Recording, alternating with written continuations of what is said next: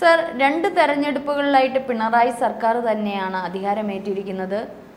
ഇനിയൊരു തുടർഭരണം എന്ന് ചിന്തിക്കുമ്പോൾ പിണറായി തന്നെ മുഖ്യമന്ത്രി സ്ഥാനത്തേക്കും LDF തന്നെ വരാനും സാധ്യതയുണ്ടോ?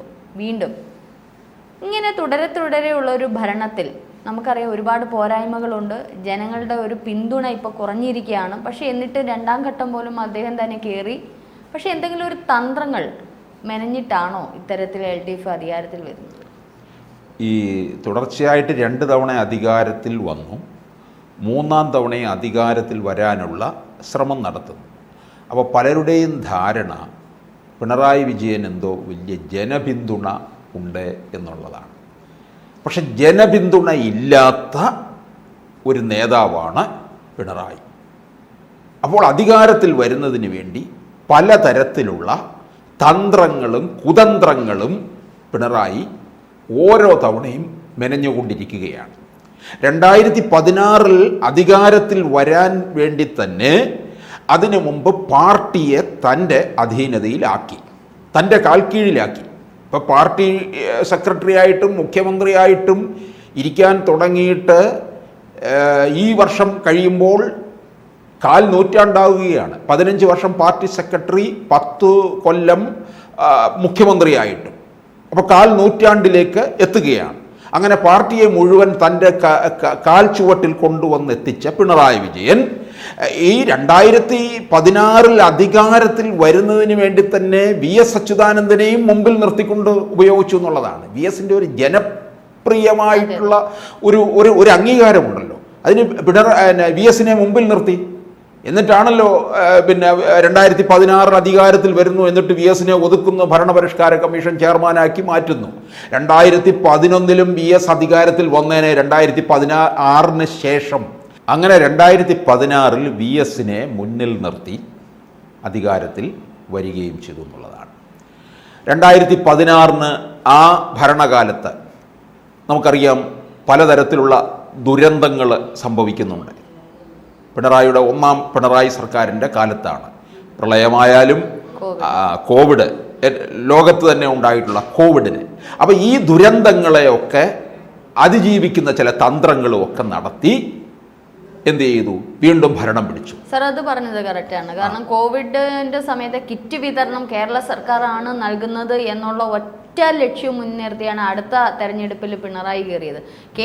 ഇപ്പോഴും പലർക്കും അറിയാത്ത, ജനങ്ങൾക്ക് അറിയാത്ത ഒരു കാര്യമാണ് കേന്ദ്ര സർക്കാരിന്റെ വിഹിതം അല്ലെങ്കിൽ കേന്ദ്ര സർക്കാർ നൽകിയ തുകയുടെ ഫലമായിട്ടാണ് ഇവിടെ കിറ്റ് വിതരണം നടത്തിയത് എന്നുള്ളത് പലർക്കും ഇപ്പോൾ അറിവില്ലാത്ത ഒരു കാര്യം. അല്ല, അത് കോൺഗ്രസ്സുകാർ പോലും പറയുന്നില്ലല്ലോ. അത് കേന്ദ്രത്തിൽ നിന്നുള്ള കോൺഗ്രസ് പറഞ്ഞാൽ അത് CPM-കാർ അപ്പോൾ പ്രളയത്തിൽ കേന്ദ്ര സർക്കാർ നൽകിയ ധനസഹായങ്ങൾ ഇപ്പോഴും വയനാട് ദുരന്തവുമായി ബന്ധപ്പെട്ട് പാർട്ടിയുടെ കയ്യിൽ തന്നെ അല്ലെങ്കിൽ നമ്മുടെ സർക്കാരിന്റെ കയ്യിൽ തന്നെ ദുരിതാശ്വാസവും അല്ലാത്തതും ഒക്കെ ചേർന്ന് 380 കോടി രൂപ കയ്യിലുണ്ട്. എന്നിട്ട് കേന്ദ്രത്തിന്റെ അടുത്ത് ചോദിക്കുന്നത് നിങ്ങൾ ആദ്യം ഇത് വിനിയോഗിക്കുക, ഇതൊന്ന് വിനിയോഗിച്ച് കാണിക്കുക, അല്ലെങ്കിൽ ഞങ്ങൾ തരാം, അത് എവിടെയൊക്കെ നിങ്ങൾ വിനിയോഗിക്കുമെന്നുള്ളത് ഇതൊന്നും പുറമേ വരുന്നില്ല. പലപ്പോഴും പിണറായി സർക്കാർ ഒരു പുകമറ സൃഷ്ടിച്ചുകൊണ്ട്, സർ പറഞ്ഞതുപോലെ ഒരു പുകമറ സൃഷ്ടിച്ചുകൊണ്ട് തെരഞ്ഞെടുപ്പ് വരുമ്പോൾ അവർ ചെയ്ത കേന്ദ്രം കൊടുത്തിട്ട്, അതായത് വല്ലവരുടെയും കയ്യിൽ നിന്ന് വാങ്ങിയിട്ട് നമ്മൾ ചെയ്തു എന്നുള്ള രീതിയിൽ ജനങ്ങളിൽ ആക്കി തീർത്ത് തെരഞ്ഞെടുപ്പിൽ വലിയ വിജയം നേടുന്നു എന്നുള്ളതാണ്. അപ്പോൾ ആ ദുരന്തങ്ങളെ മുഴുവൻ അതിജീവിക്കുന്നതിന് വേണ്ടി നടത്തിയിട്ടുള്ള പലതരത്തിലുള്ള തന്ത്രങ്ങളും കുതന്ത്രങ്ങളും. അതിനോടൊപ്പം തന്നെ 2014 മോദി അധികാരത്തിൽ വന്നിട്ടുണ്ടല്ലോ. മോദി സർക്കാരിനെതിരെയുള്ള ഒരു വലിയ ആഞ്ഞടി നടത്തിക്കൊണ്ടിരുന്നു. അതായത് പൗരത്വ ഭേദഗതി ബില്ല്, ഇതിനൊക്കെ എതിരെ എന്നുവെച്ചാൽ ഞങ്ങൾ മുസ്ലിം സമുദായത്തെ സംരക്ഷിക്കാൻ വേണ്ടി മുസ്ലിങ്ങളുടെ നായകനായിട്ട് ഞാനിവിടെ ഉണ്ട് എന്ന് പറഞ്ഞുകൊണ്ട് പിണറായി രംഗത്തിറങ്ങി മുസ്ലിം പ്രീണനം നടത്തി. അങ്ങനെ ഈ ദുരന്തങ്ങളെയും തനിക്ക് അനുകൂലമാക്കി മാറ്റി. അതിനോടൊപ്പം തന്നെ ഈ മുസ്ലിം പ്രീണനം നടത്തി അവരുടെ വോട്ടും കൂടി സമാഹരിച്ചുകൊണ്ട് അതിനിടയ്ക്ക് തന്നെ മകളെ ഒരു മുസ്ലിം സമുദായത്തിൽപ്പെട്ട ഒരുവനെ കൊണ്ട് വിവാഹം കഴിപ്പിച്ചു. അത് വിവാഹം കഴിപ്പിച്ചൊന്നുമല്ലല്ലോ, പിന്നെ വിവാഹം കഴിപ്പിച്ചു, അത് വിവാഹം കഴിച്ചു അല്ല, ഇറങ്ങി ഒളിച്ചോടി പോയതൊന്നും അല്ലല്ലോ. അങ്ങനെ അങ്ങ് അധിക്ഷേപിക്കാതെ അപ്പോൾ അങ്ങനെ അവിടെയും മുസ്ലിം പ്രീണനം നടത്തി എന്നുള്ളതാണ്. അപ്പോൾ കൃത്യമായ വർഗീയ രാഷ്ട്രീയം കളിച്ചുകൊണ്ടാണ് 2021 ദുരന്തങ്ങളെയും വർഗീയ രാഷ്ട്രീയത്തിലൂടെയും അധികാരത്തിൽ വന്നത്. ഈ 2021 അധികാരത്തിൽ വന്നതിന് ശേഷം പലതരത്തിലുള്ള പ്രശ്നങ്ങൾ പിന്നീട് പിണറായിക്ക് നേരിടേണ്ടി വന്നു. അങ്ങനെ അക്കൂട്ടത്തിൽ ഒന്നാണ് PV അൻവർ പുറത്തു വന്നത്. PV അൻവർ 2016 2021 നിലമ്പൂരിൽ നിന്ന് CPM-ന്റെ സ്വതന്ത്ര സ്ഥാനാർത്ഥിയായിരുന്നു. പല കാര്യങ്ങളും CPM-നകത്തെ പല കാര്യങ്ങളും പിണറായിയുടെ പല കാര്യങ്ങളും പുറത്തേക്ക് വിളിച്ചു പറയുകയും ഒക്കെ ചെയ്തത് വലിയ അടിയായി മാറി. അപ്പോൾ മുസ്ലിം സമുദായത്തിൻ്റെ പിന്തുണ പിണറായി വിജയന് അവിടെ നഷ്ടപ്പെട്ടു പോയി. അങ്ങനെ നഷ്ടപ്പെട്ടു പോയ പിണറായി വിജയൻ എന്ത് ചെയ്തു?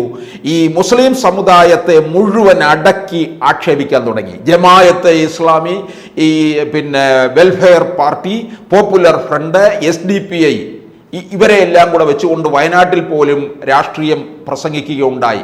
ഇവർക്കെല്ലാം തണലേകുന്നത് മുസ്ലിം ലീഗ് എന്ന പാർട്ടിയാണ് എന്ന് പറഞ്ഞുകൊണ്ട്. അപ്പോൾ അങ്ങനെ മുസ്ലിങ്ങളെ മുഴുവൻ അങ്ങോട്ട് എതിരായിട്ട് സംസാരിക്കാൻ തുടങ്ങി. എന്തിനു വേണ്ടിയിട്ട്?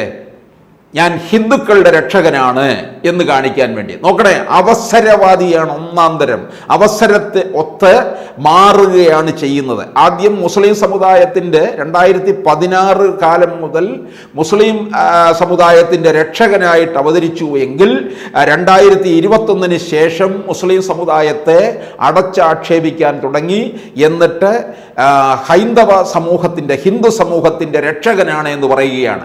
ആ ഹിന്ദു സമുദായത്തിൻ്റെ രക്ഷകനാണ് 2018-19 ശബരിമല യുവതീ പ്രവേശ വിഷയത്തിൽ മലയാളികളുടെ മുഴുവൻ, കേരളത്തിൻ്റെ മുഴുവൻ, ഹൈന്ദവരുടെ മുഴുവൻ ആത്മീയ ഔന്നത്യമായ ശബരിമലയെ തകർക്കാനായിട്ട് എങ്ങാണ്ട് കിടന്ന 2 സ്ത്രീകളെ കൊണ്ടുവന്ന് ശബരിമലയിൽ കയറ്റി അങ്ങനെ ശബരിമലയെ അശുദ്ധമാക്കിയത്. അതിനിപ്പോൾ തിരിച്ചനുഭവിച്ചുകൊണ്ടിരിക്കുക. അത് വേറെ കാര്യം. അപ്പോൾ അങ്ങനെ ഇനിയിപ്പോൾ എന്താണ്? 2026 അധികാരത്തിൽ വരുന്നതിന് വേണ്ടിയിട്ട്, ഹിന്ദു വോട്ട് സമാഹരിക്കുന്നതിന് വേണ്ടിയിട്ട് ഉള്ള ചില തന്ത്രങ്ങൾ ആവിഷ്കരിച്ചുകൊണ്ടിരിക്കുകയാണ്. ഇതിനിടയ്ക്ക് മനസ്സിലാക്കണം, BJP കേരളത്തിൽ ശക്തമായ ഇടം പിടിക്കുകയാണ്. രാജീവ് ചന്ദ്രശേഖരനെ BJP ഇറക്കിയിരിക്കുന്നത് വെറുതെ ഒന്നുമല്ല. കേരളത്തിൽ ശക്തമായ വേരോട്ടം ഉണ്ടാക്കാനും ഭരണം പിടിച്ചെടുക്കാനും വേണ്ടി തന്നെയാണ്. അപ്പോൾ കഴിഞ്ഞ ലോക്സഭാ തെരഞ്ഞെടുപ്പിൽ ഈഴവ വോട്ടുകൾ ചോർന്നുപോയി എന്ന് കൃത്യമായി പാർട്ടി മനസ്സിലാക്കി. ആ ഈഴവ വോട്ടുകൾ ഒഴിയ ഈഴവ വോട്ടുകൾ മുഴുവൻ തിരിച്ചു പിടിക്കുന്നതിന് വേണ്ടിയിട്ട് പാർട്ടി ഇപ്പോൾ ശ്രമിക്കുകയാണ്. അതിനുവേണ്ടിയാണ് പിണറായി വിജയൻ പുതിയൊരു എടുത്തിരിക്കുകയാണ്. വെള്ളാപ്പള്ളിയെ കൊണ്ട് മലപ്പുറത്തിനെതിരായിട്ട് പ്രസംഗം നടത്തി.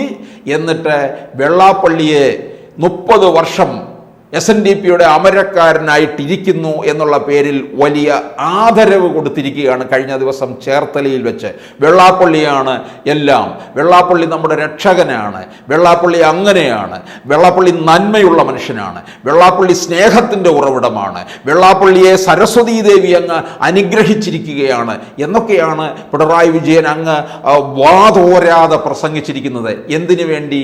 ഈ ഈഴവ വോട്ടുകൾ മുഴുവൻ പിടിക്കണം. ഈ ഈഴവ വോട്ടുകൾ മുഴുവൻ, അതായത് BJP അല്ല ഹിന്ദുക്കളുടെ രക്ഷകൻ, ഞാനാണ് ഹിന്ദുക്കളുടെ രക്ഷകൻ എന്നുള്ള. അപ്പോൾ ഇതിൽ നിന്ന് മനസ്സിലായില്ലേ, പിണറായി വിജയന് ജനപിന്തുണയല്ല, വർഗീയ രാഷ്ട്രീയം, കൃത്യമായ വർഗീയ രാഷ്ട്രീയമുണ്ട് എന്നുള്ളതാണ്. പക്ഷേ ഈ കൃത്യമായ വർഗീയ രാഷ്ട്രീയം കേരളത്തിലെ ജനങ്ങൾ തിരിച്ചറിയുന്നുണ്ട്. അത് തിരിച്ചറിയുന്ന ജനങ്ങൾ എന്ത് ചെയ്യും? ഹൈന്ദവ വോട്ടുകൾ മുഴുവൻ BJP-യിലേക്ക് പോവുകയും ചെയ്യും. പിണറായിക്ക് 26 തിരിച്ചടി കൊടുക്കുകയും ചെയ്യും. ഈ കുതന്ത്രം 2026 ഫലിക്കില്ല. കൂടുതൽ വാർത്തകളും വിശേഷങ്ങളും നിങ്ങളിലേക്ക് എത്താൻ ABC മലയാളം സബ്സ്ക്രൈബ് ചെയ്യുക, ബെൽ ബട്ടണും അമർത്തുക.